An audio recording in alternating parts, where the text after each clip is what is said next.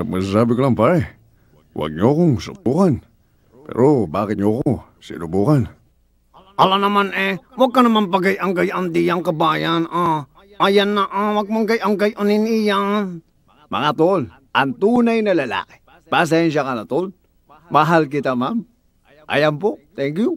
Anong sabi mo? Huwag mong kain yan. Baba ko yan Huwag mong ganyanin. Sasha, natutuwa naman ako. Alam mo, Sasha, mahal kita.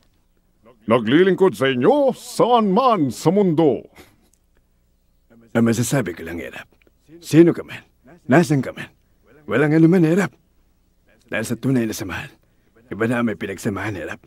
Ito po si Michael V. Big size, big taste. Si Michael V po para sa... Ayan po, kasama ko po si... Ako nga pala si Bebang. Kamusta ka na, Bitoy? Ayos lang ako, Bebang. Ano bang ginagawa mo dyan, ha? Wala lang, nagboboses lang ako.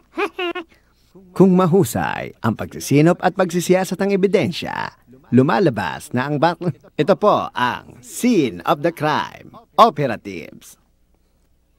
Hey, come on, Patrick. My name is SpongeBob. Da! Kamusta ka na? Oh, my name is Patrick. How are you, SpongeBob? Hey, shut up, SpongeBob. I love you, you love me. We are happy. Ayan, nag-good vibes ako kay Barney sa huli ha. And mga tribe, live here in our studio is the man behind the voice of several local commercials in television and radio, characters in anime and other TV shows. Let's get to know the voice master, the very talented Mr. Pocholo Gonzales. Good morning po, sir. Ayan. Good morning, sir. Parang gusto ko bigla mag-iba ng boses. Ako, ganito na ako. Mamaya. Ayan, good morning, Sir Pocholo. Ayan, when did you started po itong mga voice, pagvo-voice? Basically, masasabi ko, bata pa lang ako kasi wala kaming TV sa bahay. So ngayon, ang means of entertainment ko, yung... Parang radyo lang po dati. So ngayon, nakikinig ako sa radio drama, yung Isang Gabi. Ako, Lolo. May multa. Ay, nako, anong gagawin natin? Manda kayo sa akin. Ginagaya ko siya. So yun, natuwa lang ako hanggang sa nadidevelop. Tapos lahat ng mga napapanood ko, ginagaya ko. Wala lang, parang katuwaan lang until na-realize ko there's something in my voice na natutuwa yung mga tao. Na nagagaya. Parang pag nanggaya ako, nagtatawanan sila. Sabi ko, wow, this is nice, no?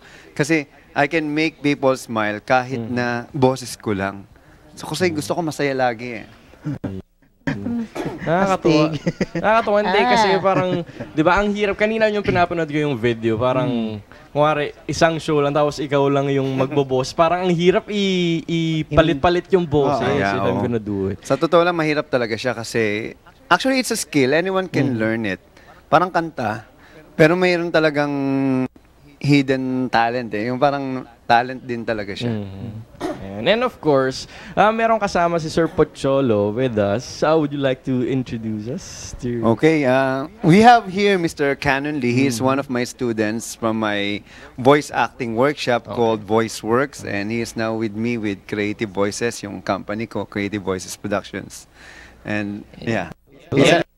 Hello, everybody. My name's Canon Lee. Pasensya na po kayo. If you're if you're wondering why it's all English, it's because I'm sobrang twang or slang when I speak Tagalog. But as Pocholo was saying, I am a student of VoiceWorks, and that is one of the premier, in fact, the premier voice acting academy here in the Philippines.